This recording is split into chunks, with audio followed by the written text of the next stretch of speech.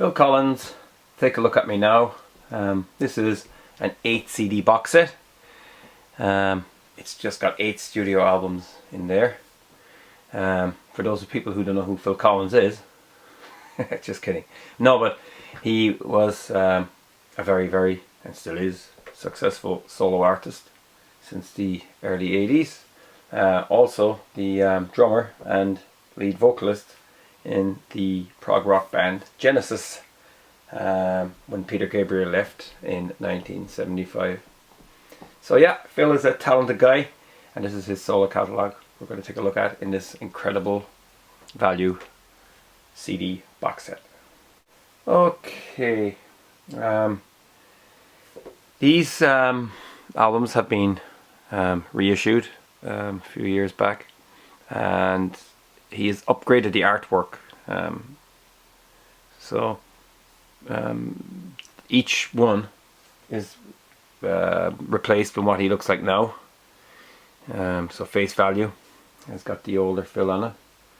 Hello, I Must Be Going, No Jacket Required, But Seriously, Both Sides, Dance Into the Light, Testify, and Going Back.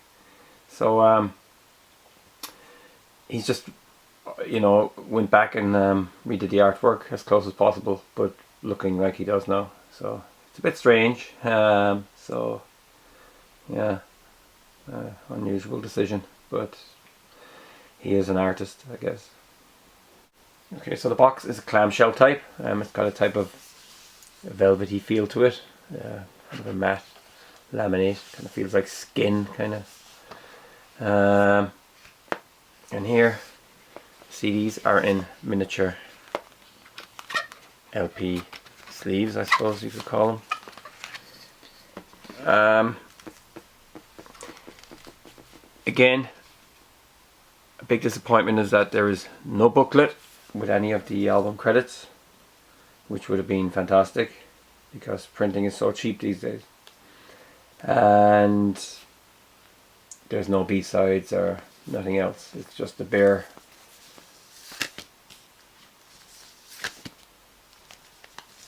eight solo albums of his career. It's still, for the money, it's incredible value, but it would have been nice to have that extra little piece of detail, especially for new fans, that would justify a little more of the asking price. Okay, so Face Value was Phil Collins' first solo LP. It was released in 1981. Genesis were just probably recording Abacab at the time. Phil did a lot of the work on this himself, drums, piano. There's some guest musicians on there as well. It's pretty experimental, to say the least. In the Year Tonight is on it. This Must Be Love. There's some instrumentals. Some of the music is kind of Asian sounding. It's got the brass section, I think Earth, Wind and Fire, horn section, Phoenix horns or something. So it's got a kind of a funky, soulful style to it. It's one of his best albums. It's definitely probably one of the best of the solo albums. Genesis fans will probably like this too. It's not like Genesis, but it's still entertaining. Here you get the nice handwritten CD label, so it looks good.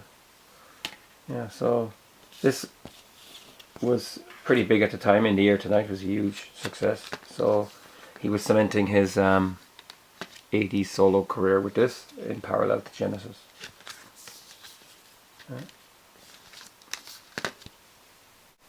Hello, I Must Be Going. This one is from 1982. It's a slightly more commercial sound than Face Value. There's a cover on this as well, I think. Can't Hurry Love. Drums are big on this, produced by Hugh Padgham. and the first album also was. And Pajam also worked with Genesis and the Police. Again, nice artwork on the disc. Some big hits off this as well. I cannot believe it's through. It doesn't matter to me. I remember these songs being on the radio all the time. In '82 he also produced a solo album by one of the ABBA girls, Anna Fried, and she covered one of the songs on this. Great drum sound on it. Nice punchy compressed sound. I mean, Phil Collins is a fantastic drummer, and I don't care what people say. A lot of people diss Phil Collins for some reason. It's like, oh yeah, he's this, he's that. He's a great singer, great performer, great songwriter, great drummer, great piano player. He can just do anything, you know. Okay, no jacket required. This is from 1985. There's the black and orange, cool colour. Phil was quite busy around this time because he was touring with Genesis, and they had released the Genesis album with the yellow shapes on the cover, and that was big at the time, and they were touring. So this is kind of mid-80s. He played in Live Aid during this period in London and flew on Concorde to Philadelphia. One More Night is on this. Long Way to Go. I think there's a duet with Sting on it. Yeah, I think he's on that. Take Me Home. Studio. Yeah, that was the big one. And he had success in the charts earlier in '85 with Easy Lover. So yeah, that was a duet, and it got to #1. But seriously, okay, this is from 1989. There was a 4-year gap because simply in 1986 Genesis had released Invisible Touch, and that was a huge deal at the time, big tour. So 1987 was taken up with that as well. He was acting in 1988 in Buster, about the Great Train Robber. This is more or less like the disc looked like back then, I think. Can't remember. This is the kind of Eric Clapton era, because Eric Clapton plays on some of these songs. This was a huge success, and there was a huge tour came after this. Another Day in Paradise. Wish It Would Rain Down. Yeah, Pino Palladino plays bass on some of these tracks. And remember being interested in the fact that the drums were recorded in analog for this album, but some of it's digital. I guess Phil liked the punchy sound. He's a great drummer.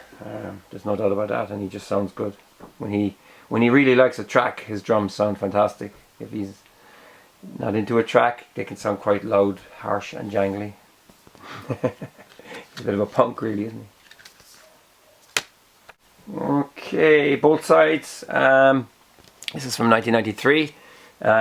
Again, after his huge 1990s tour and the success of But Seriously, Genesis released We Can't Dance in 1991, and it was a a huge tour again, and a lot of albums. There was 2 live albums came out of that. So Phil was pretty busy, and this was his first solo album of the 90s. I'm a big Genesis fan. I'd say this is probably where I cut off.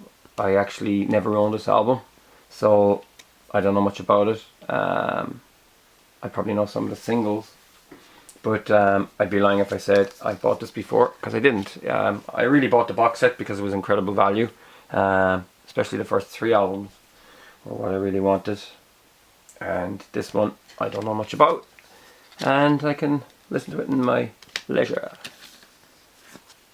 Dance Into the Light. This is from 1996. Again, this was kind of the lost period.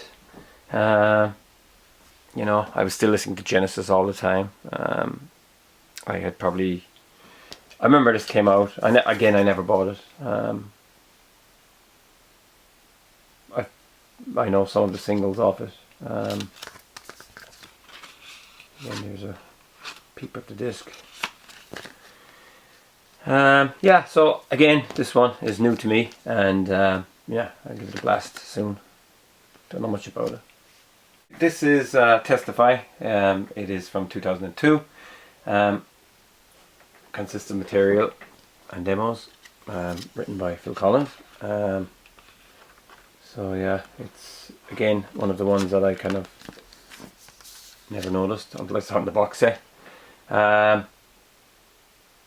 It got mixed to negative reviews at the time. Then again, you know, Phil doesn't need to prove himself anymore. He's done a lot. And yeah, Genesis were kind of gone at the time. They kind of got back together, I think, in the late 90s with a different singer. But after this, I think 2006 and 7, they got back again to do another tour, but there was no album came out of that. So yeah, Testify. Can't say I know much about it, but it's in the box set. And finally, this is Going Back. This is from 2010. This is an album of covers. A lot of Motown stuff on here. Going Back, Girl, Why Do You Want to Make Me Blue, Going to a Go-Go, Some of Your Loving, Papa Was a Rolling Stone, Do I Love You. So this was the music Phil grew up with and the music he liked, so he was out back on the circuit with this one. And I heard some of the singles of it. Again, I don't know really a lot about it, but I shall enjoy listening to it when I get around to it. So that's it. That's the Phil Collins box set. 8 studio albums. Take a look at me now. It's a pity that there wasn't an extras disc in it and a booklet, like I said, but that's the way it goes. It's good value for money. It's a nice package. If you are into Collins and Genesis, well then, you know, it's probably a nice collector's item.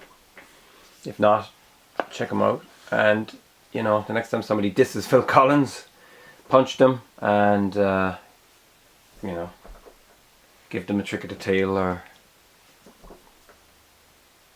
some other Genesis album, Duke or something like that. So that's it. Thanks for watching. I hope you enjoyed this video.